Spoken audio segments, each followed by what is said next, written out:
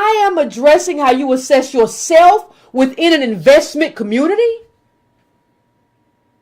I am addressing whether you see just the big picture in terms of, Yvette, you just don't understand blockchain. Yes, I do. Or whether you say, what is my space as an African American, as a descendant of slave within this investment community? Because you don't just see the things themselves, you have to see who you are within that thing. And a lot of y'all have been passing off a lot of nonsense. If I hear one more time, well, scared money don't make no money. What? Or if I hear this one more time, well, you just gotta buy low and sell high. Like, you gotta just stop passing off stuff you heard in the movies.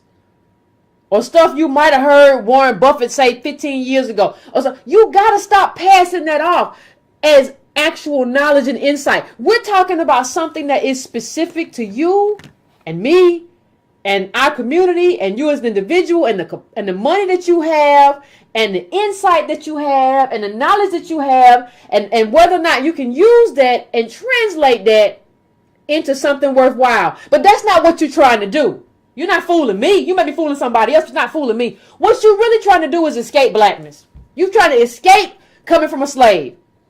That's what you're trying to do. And that's it. And so because you're trying so hard to escape what it means to be African American and what comes with that, you get yourself in trouble. Because you're trying so hard to just get away without doing any of the work. So you don't want to do the work. You don't want to watch Yvette and do politics. You don't want to do none of that. You just want to run. I mean, I said a long time ago, you know, if you scared, you need to just say you scared.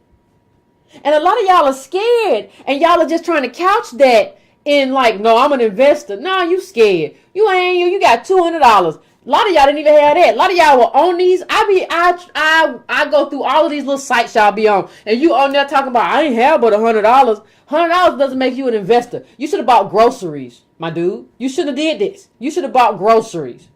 Because let me tell you something. In this country where you are descendant of a slave, in this country where we're at the height of income inequality, $100 is never going to become $1 million. In the height of, see, Lineage right now is what's being calcified. You saw if you go to Wikipedia and you look up Jeff Bezos, you see that his parents gave him what was the amount of I think it was like $300,000, which is more than $700,000 a day. Dollars.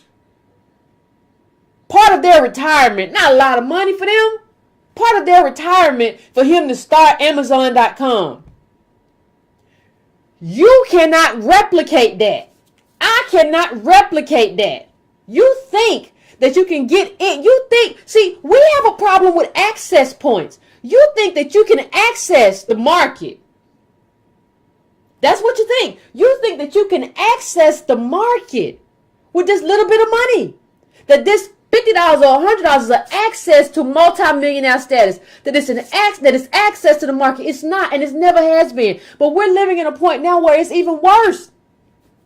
See, when you talk about the people who used to own these little places and these little stores, one of the things that you have to understand is that they didn't. You have to understand a lot of what you've been told is a lie. Bezos came from a landowner in like the largest, his family. When you talk about Jeff Bezos and Amazon, well, I'm going to be the next Amazon. He came from the largest landowning family in Texas. I mean, how many times have I told everybody, when you see somebody that you think you want to admire, you have to just ask, who you? What's your background?